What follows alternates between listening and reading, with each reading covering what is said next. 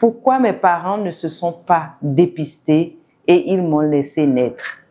Allez faire votre test électrophorèse. Tu dois connaître ton électrophorèse de l'hémoglobine pour avoir une famille épanouie. Quand la drépanocytose frappe à la porte, l'amour disparaît. Nous devons connaître notre électrophorèse de l'hémoglobine. Tu m'aimes, offre-moi ton électrophorèse de l'hémoglobine.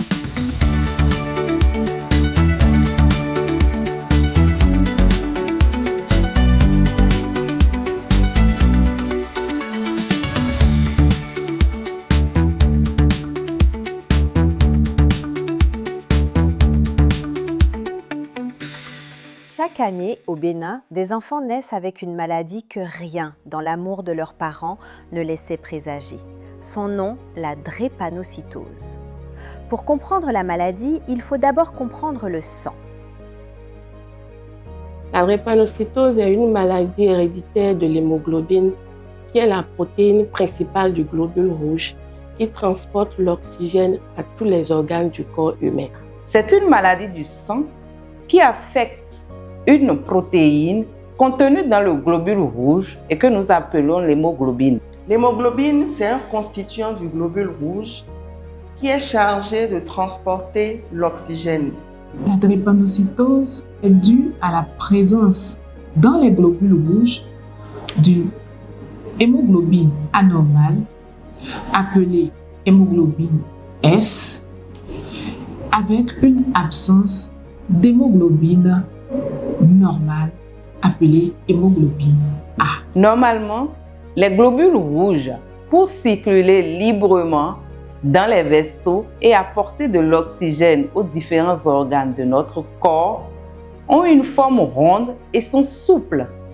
Mais dans le cas de la drépanocytose, les globules rouges du malade sont déformés et prennent une forme de banane ou de faucille et deviennent rigides, puis obstruent les vaisseaux car ne pouvant plus circuler facilement. Il faut dire qu'il existe plusieurs formes de drépanocytose, les plus fréquentes dans notre contexte étant les formes SS, les formes SC et occasionnellement les formes S-bêta-thalassémiques. Quand ces globules déformés bloquent la circulation, le corps envoie des signaux. Encore faut-il savoir les reconnaître. Il y a 3 catégories de signes qui permettent de reconnaître un enfant qui est atteint de la drépanocytose. Il y a les signes qui sont liés à l'hémolyse chronique. Ces signes sont représentés par la pâleur, il y a la jaunisse lictaire, il y a la coloration des urines qui peuvent être foncées, voire couleur Coca-Cola. Il y a la splénomégalie qui est l'augmentation de l'organe qu'on appelle la rate. Et en dernier lieu, on va parler du retard staturo-pondéral, c'est-à-dire c'est un enfant qui, malgré qu'il soit bien nourri, ne se développe pas, ne grossit pas et ne grandit pas. La deuxième manifestation, les crises vaso-occlusives. Elles sont liées au fait que les globules rouges déformés, n'arrivant plus à circuler librement dans les vaisseaux, vont obstruer ces vaisseaux-là. On peut donc avoir des douleurs d'intensité diverses au niveau des membres. Au niveau de l'abdomen, l'enfant va se plaindre de douleurs abdominales à répétition. On peut avoir des céphalées, c'est-à-dire des maux de tête. On peut avoir des douleurs oculaires. Pour finir, les sujets porteurs de drépanocytose ont également une grande fragilité, une grande sensibilité et feront souvent des infections à répétition ou des infections graves, des méningites, des pneumonies, des septicémies, des infections en général assez sévères. Ces signes, des parents les découvrent sans en connaître le nom. Pour beaucoup, tout commence par un détail. Un an, juste après son anniversaire, un matin, il se réveille. En le lavant, j'ai vu que ses doigts sont enflés. Bon, quand j'ai vu, moi, j'ai dit peut-être qu'il a mis les doigts dans quelque chose. Il avait à peine 6 mois en son temps. Avant son anniversaire plutôt, il avait 6 mois. Donc, quand c'est comme ça, j'ai passé bain de karité, c'est passé. Donc, c'est 1 an après l'anniversaire, quand un matin encore, je découvrais que tous ses doigts sont enflés. Et je suis allée à la pharmacie, ils m'ont vendu un antidouleur. Le lendemain, la mienne a pris le volume. Pour le que ça diminue, ça s'est plus enflé. Et je l'ai amené directement à une clinique de la place. Donc, c'est arrivé là-bas. On a fait une journée, la dame a fait le traitement. Elle me demande si, lors de la grossesse, j'ai eu à faire l'électrophorèse. J'ai dit non, que je n'ai pas fait. Il me demandait si son papa, elle dit non, je ne sais pas. Elle m'a d'abord allé faire l'électrophorèse au CHD. Sans vous mentir, c'est pas facile. Des fois, tu es là même sans un franc en poche. Vous dormez, l'enfant fait la maladie et il n'y a pas de prise en charge. Le quotidien n'est pas facile. On ne dort pas, l'enfant doit prendre de l'eau, l'enfant doit boire l'eau. Et il y a le nombre de litres qu'il doit boire par jour en fonction de son âge. Il doit vérifier son urine, si c'est blanc, si c'est jaune. Surtout le manger, l'hygiène. Passez pas 2 heures de temps, je lui donne à manger, je ne lui laisse pas affamer. Il ne mange pas de n'importe quoi. Il y a aussi amusement, il y a le sable, les jeux brutaux, franchement. Et les produits aussi à prendre. Il faut être à côté, il faut être vraiment une mère. Ma crainte, c'est qu'un jour, il tombe malade, que je n'arrive pas à le soigner. Et des fois, tu es là, la nuit, l'enfant fait la fièvre. Tu n'as que 100 francs en poche, tu n'as pas l'argent. Donc ça me fait peur. Des fois, tu es là dans la chambre, beaucoup de choses se passent à la tête. Tu te demandes à quand la fin? Est-ce que je vais devenir quelque chose dans la vie? Est-ce que tout ce que je touche, c'est dans ça je vais mettre? Il faut avoir la foi pour pouvoir gérer ça, sinon c'est pas facile. Au-delà de la douleur de l'enfant, il y a celle des parents et souvent un sentiment injuste, la culpabilité. C'est toujours un moment très difficile. La plupart des parents sont bouleversés. Certains même se sentent coupables parce qu'ils pensent qu'ils se sentent coupables d'avoir transmis le gène de la maladie à leur enfant. Mais nous, on essaye de leur expliquer avec beaucoup d'empathie, avec beaucoup de bienveillance, que personne ne choisit ses gènes. La drépanocytose ne se guérit pas, mais elle se vit, avec des règles, de la vigilance et un courage de tous les jours. La drépanocytose est une maladie chronique. Ce n'est pas une maladie dont on guérit. Et l'erreur la plus fréquente chez les familles, c'est de penser que lorsque l'enfant va mieux, que l'enfant est guéri, ils arrêtent le traitement. Et alors, c'est la réapparition des crises. Il y a aussi dans certains cas le manque de suivi médical régulier. Souvent, au fil du temps, au fil des années, il y a un certain découragement qui s'installe face à cette maladie. Parfois, il peut s'agir d'un manque de moyens financiers et certaines familles ont tendance à mélanger le traitement médical au traitement traditionnel. Mais d'autres familles, carrément, ont recours uniquement au traitement traditionnel sans même consulter le médecin. La première grande ligne thérapeutique, c'est des médicaments qui ont pour objectif de prévenir l'infection, de prévenir l'anémie et permettre à l'enfant de se défendre, de maximiser sa compétence immunologique et enfin l'aider à se préserver contre le paludisme qui est une maladie qui aggrave la drépanocytose et qui met rapidement en péril la vie d'un enfant qui a la drépanocytose. Deuxième ligne thérapeutique, nous allons parler de la nutrition parce que c'est une maladie, comme nous l'avons vu dans sa physiopathologie, demande beaucoup d'énergie à ce petit organe-là. Troisième ligne thérapeutique, c'est vraiment être à l'écoute de ces parents-là pour les aider de façon quotidienne. Le sujet drépanocytaire doit adopter un certain nombre de règles d'hygiène de vie. Au nombre de ces règles, il y a l'hydratation. C'est un sujet qui doit s'hydrater régulièrement dans la journée. On dit généralement chez les enfants qui ont 20 kilos et plus qu'ils doivent boire au moins 3 litres d'eau par jour. L'hydratation est une composante essentielle dans la prise en charge et dans la prévention des crises. le sujet drépanocytaire doit avoir une bonne hygiène vestimentaire et corporelle. Donc, c'est ce sujet-là qui doit se laver au moins 2 fois par jour, qui doit se brosser les dents au moins 2 fois par jour, couper régulièrement ses ongles. Il doit également vivre dans un environnement qui est propre, simplement parce que, en raison de sa maladie, il est beaucoup plus vulnérable aux microbes que les autres sujets. Donc, il faut faire en sorte que l'environnement dans lequel il vit soit constamment propre. Au-delà de cela, eh bien, la drépanocytose et le paludisme ne font pas bon ménage.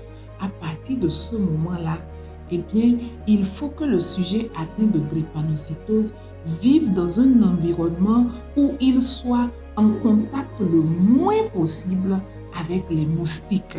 Cela suppose qu'il faut que ses portes et fenêtres soient grillagées. Cela suppose également qu'il dorme sous moustiquaires imprégnés et qu'il porte le soir des vêtements amples, longs pour pouvoir le protéger. Vivre avec la drépanocytose, ce n'est pas un combat livré au hasard. La résumer en 10 règles d'or. 1. Assurer un suivi médical régulier et consulter sans délai au moindre signe inhabituel. 2. Respecter strictement le traitement prescrit chaque jour. 3. Bien s'hydrater tout au long de la journée selon son âge et son poids. 4. Adopter une alimentation équilibrée, variée et régulière. 5. Prévenir les infections, vaccins à jour, moustiquaires imprégnés et bonne hygiène. 6. Se protéger des variations climatiques, du froid comme de la chaleur extrême. 7. Pratiquer une activité physique douce et régulière. 8. Reconnaître les signes d'alerte. Fièvre, douleurs intenses, essoufflement, urines anormales. 9.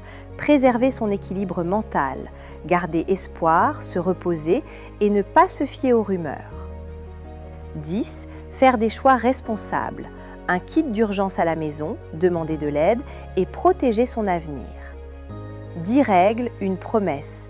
De petits gestes quotidiens font une grande différence. Et parfois, malgré tout, la crise frappe la nuit, là où il n'y a ni argent ni sang.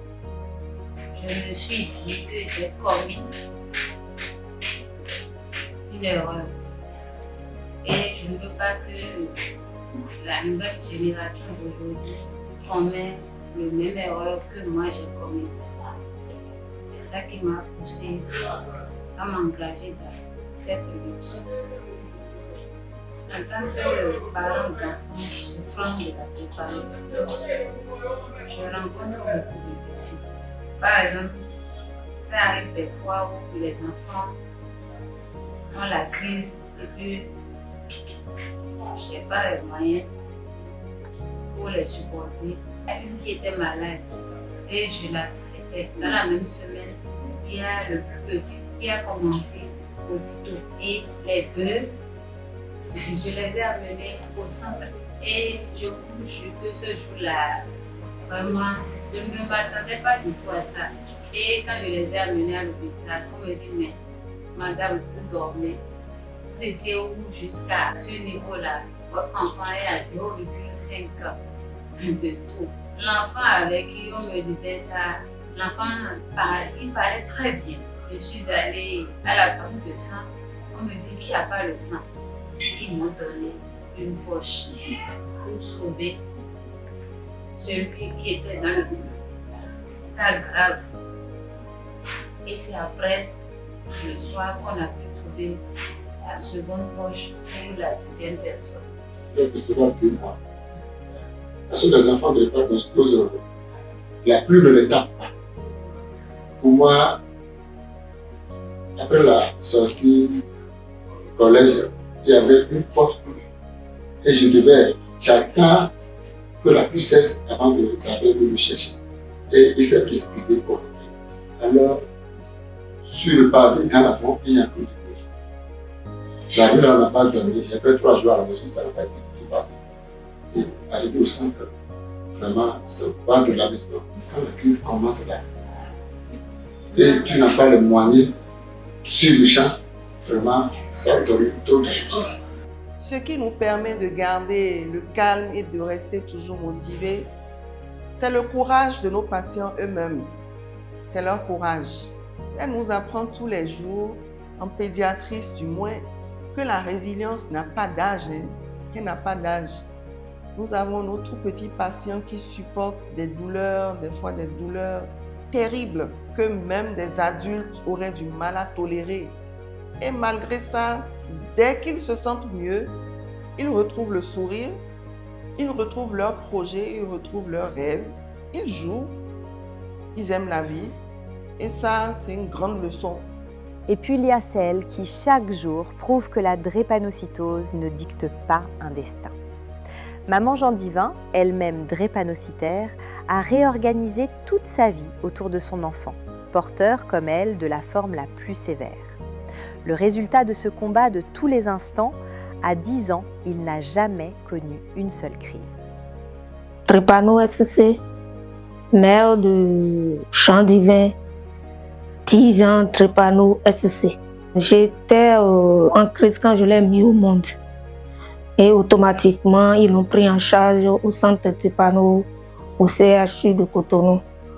Et après les analyses, on a su que bon, il est Drépa. Quand tu as souffert de la maladie et tu apprends une nouvelle comme ça, c'est comme un choc, comme j'ai déjà eu à traverser, j'ai déjà eu à souffrir de la maladie. Bon, j'ai pris ça sportivement, je me suis dit, bon, c'est un défi à relever. Donc, je me suis promis que il ne va jamais connaître ce qu'on appelle crise de Drépano. Il va porter le germe, oui, mais jamais la crise. Donc, c'est devenu mon combat de tous les jours. Et au début, quand on est allé au centre pour le premier rendez-vous pris, et on nous a dit qu'un Drépano ne doit jamais être dans la saleté, il doit être jamais anémié. Il faut prendre soin de lui, les médicaments, bon, la routine de tous les jours. Donc j'ai pris ça comme un défi, ce que je fais depuis qu'il a été intégré quand il avait 1 an, 4 mois. Donc aujourd'hui, il a 10 ans et demi, il se porte bien, il est en parfaite santé. C'est vrai qu'il n'a jamais fait la crise depuis qu'il est né, ce que je ne souhaite pas. Mais dès qu'il commence les jeux d'auto, je l'arrête. Primo, secondo, j'ai ces médicaments de tous les jours. Et je surveille son manger. Il ne prend pas les sucreries, il ne prend pas tout ce que les yaourts, biscuits sucrés, les boissons sucrées, non. Non, parce qu'un jour, il en a pris et on s'est retrouvé à l'hôpital. Ce n'est pas crise, mais ce qu'on a eu à vécu, ce n'est pas facile. Donc, je lui évite tout ce qui est sucrerie. Il boit beaucoup d'eau. Il boit beaucoup d'eau. Quand on dit beaucoup d'eau, je vais aspiller de l'eau un peu partout. Dans la chambre, à la boutique, là où je vends, je mets de l'eau dans les gouttes. Donc, il ne doit pas vouloir boire de l'eau et dire qu'il n'en a pas. Non. Donc, je veille à ça, il boit beaucoup d'eau. Vivre avec la maladie est possible, mais aucun parent ne devrait avoir à mener ce combat sans l'avoir choisi. Et c'est là que tout se joue. L'erreur la plus fréquente, c'est l'ignorance des parents par rapport à leur statut en ce qui concerne la drépanocytose. Il y a beaucoup de parents qui ignorent qu'ils sont des porteurs de traits avant de se mettre ensemble. Et c'est lorsqu'ils se mettent ensemble qu'ils commencent par avoir des enfants, et bien qu'on découvre des enfants atteints de drépanocytose. La drépanocytose, ce n'est pas la sorcellerie parce que nous avons de fausses conceptions qui font que le diagnostic n'est pas vite fait. La drépanocytose n'est pas une fatalité. Trop d'enfants souffrent et meurent en silence. Elle se dépiste facilement. Cette maladie, on ne l'attrape pas, on naît avec. Et elle obéit à une règle simple. Une personne peut être porteuse du trait sans être malade et sans le savoir. On dit qu'elle est AS. Mais lorsque deux porteurs, deux personnes AS ont un enfant, à chaque grossesse, les probabilités sont toujours les mêmes. 1 chance sur 4 que l'enfant soit en bonne santé, 2 chances sur 4 qu'il soit porteur sain à son tour et 1 chance sur 4 qu'il naisse malade. 1 chance sur 4 à chaque grossesse.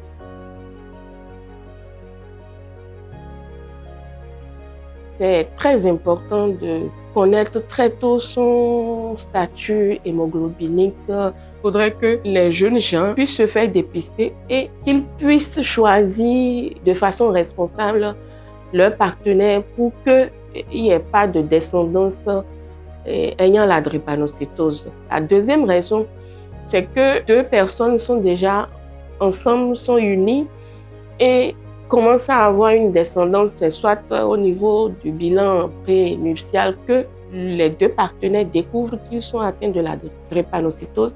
Et parfois, c'est difficile à deux personnes qui s'aiment de se séparer. Quand c'est comme ça, c'est important qu'on dépiste très tôt les enfants qui doivent naître de ce couple-là. Le dépistage permet d'identifier les personnes atteintes de la drépanocytose avant même l'apparition des premières crises.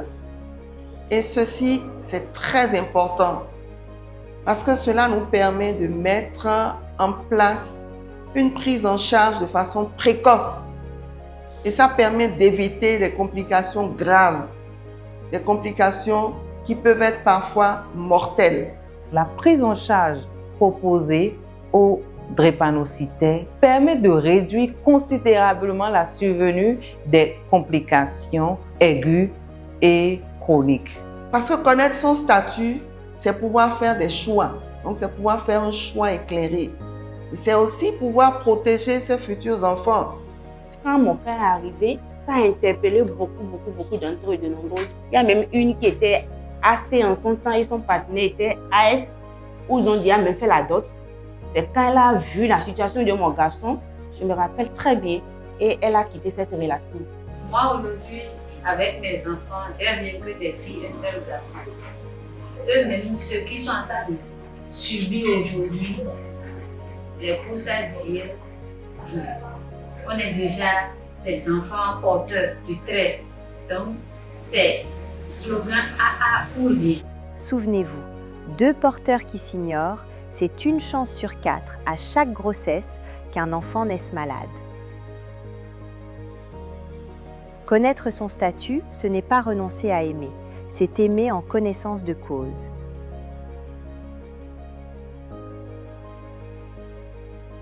Face au silence, des familles, des soignants et des associations ont décidé de parler.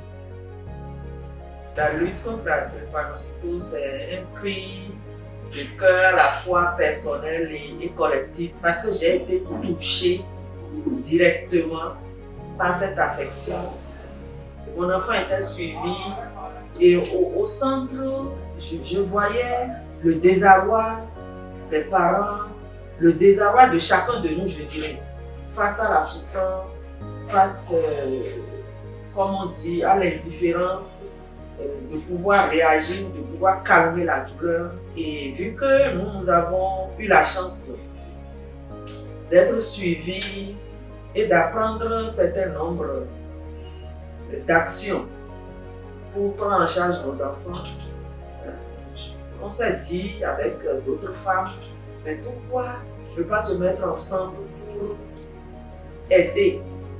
L'association du FELD est unie des familles engagées dans la lutte contre la drépanocytose, est née en juillet 2004 et est composée des parents qui ont des enfants atteints de la drépanocytose et suivis au centre de prise en charge. L'association se charge de sensibiliser, de soutenir, de créer un creuset d'échange d'expériences aux familles atteintes ou affectées par cette maladie et de sensibiliser pour éviter que les jeunes générations fassent le même. L'initiative Juin Vermeil est née d'un cri de cœur pour rendre plus visible la lutte contre la drépanocytose qui a tendance à être caché. De cet élan est né Juin Vermeil, une mobilisation qui embrasse tout le pays.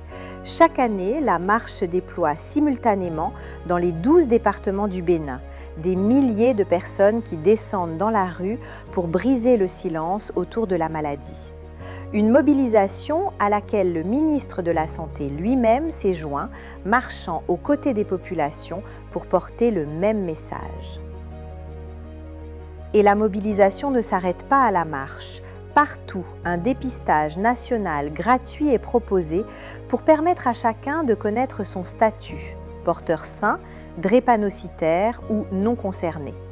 Un statut qui se découvre en quelques minutes et qui peut changer toute une vie.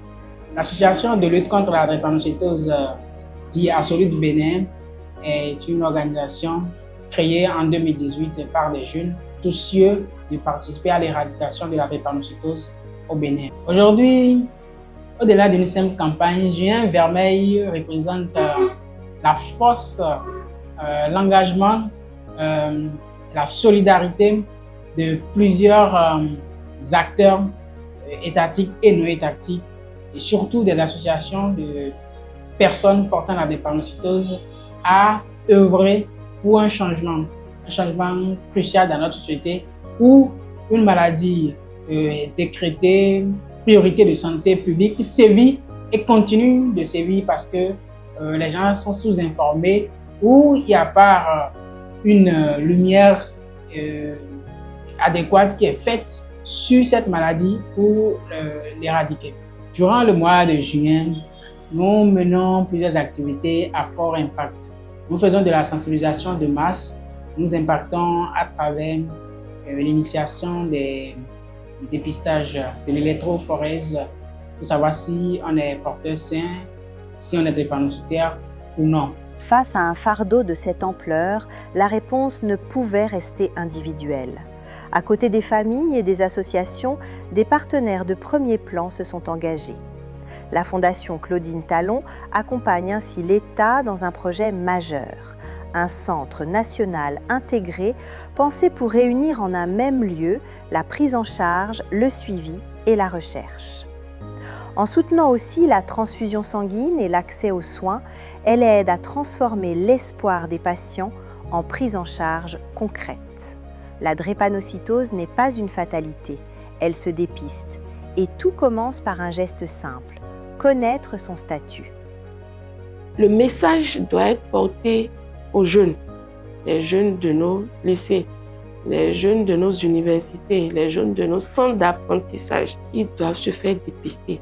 L'électrophorèse de l'hémoglobine doit être fait systématiquement par toute personne en âge de procréer. Je suis victime de la drépanocytose, je suis porteur de la drépanocytose et je ne voudrais pas que ce que j'ai vécu, d'autres enfants qui naîtront demain, qui sont innocents, le vivent par ignorance de leurs parents qui pouvaient mener certaines actions antérieures et éviter tout cela. Que chaque jeune aujourd'hui aille faire dans un centre spécialisé son électrophorèse. Que vous soyez déjà prêt à vous marier ou pas. Le dépistage, c'est un acte d'amour. À la limite, c'est le cadeau de la Saint-Valentin. L'amour, c'est bon, mais l'électrophorèse est mieux. Dépistez-vous. Évitez de vous unir si vous êtes porteur de traits. D'aller faire le test de l'électrophorèse forcément avant de s'engager avec qui que ce soit. Jeune fille et jeune garçon, tu dois connaître ton électrophorèse de l'hémoglobine pour avoir une famille épanouie. La première question qu'on pose à l'autre, c'est quel est ton statut par rapport à la drépanocytose?